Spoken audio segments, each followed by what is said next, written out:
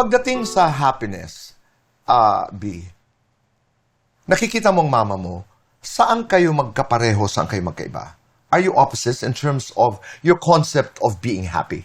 I guess we're very much alike pagdating sa pagiging masaya dahil sa pamilya. We're both family-oriented and family comes first above anything. Nasaan ang Diyos sa inyong buhay? In the center, definitely. Magpareho kayo ng mama. Pareho. Lahat ng, I guess, big decisions in my life, even pagdating sa pamilya ko, ay lagi kong ipinagdadasal, Tito Boy. And I'm very happy. Of course, we're all getting older, and my greatest fear ay magkasakit si mama, and I always pray about it. At pangarap niya na sana ay magkaroon siya ng 4 na apo sa bawat isa ng kanya. Oo nga. Diyos ko, hindi na Pareho ako pa rin yan. makahabol sa 4, Tito Boy. Medyo late na tayo. But who knows? Diba? Diba? I mean, Who knows? sabi nga natin, hindi natin alam kung ano ang nandoon. Oo nga eh. We don't know what's gonna happen next. That's true. Oo. But what is your prayer like today?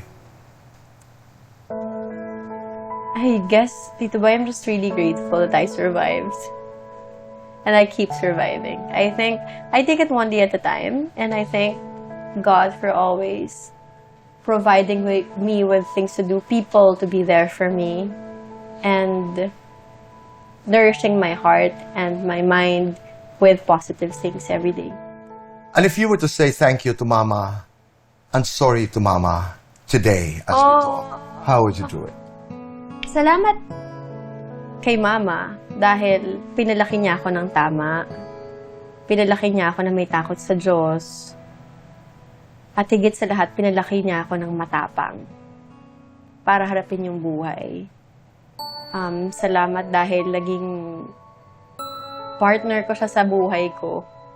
Kahit na walang lalaki, okay lang. Basta nandun sila Mama.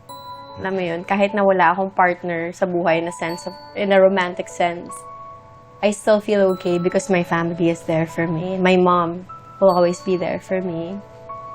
And, salamat sa pag-iintindi kahit sa mga panahon na mahirap ako intindihin and I make the wrong decisions. Salamat kasi niyayakap pa rin nila ako sa kabila ng lahat. Sa lahat ng imperfections ko. Patawad. Patawad kasi kadalasan hindi ako nakikinig sa'yo. Patawad kasi matigas ang ulo ko. At patawad kung minsan nasasaktan ko kayo sa mga desisyon na ginagawa ko para sa sarili ko.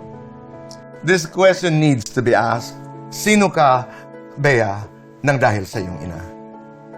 I turned out to be a strong woman because of my mom.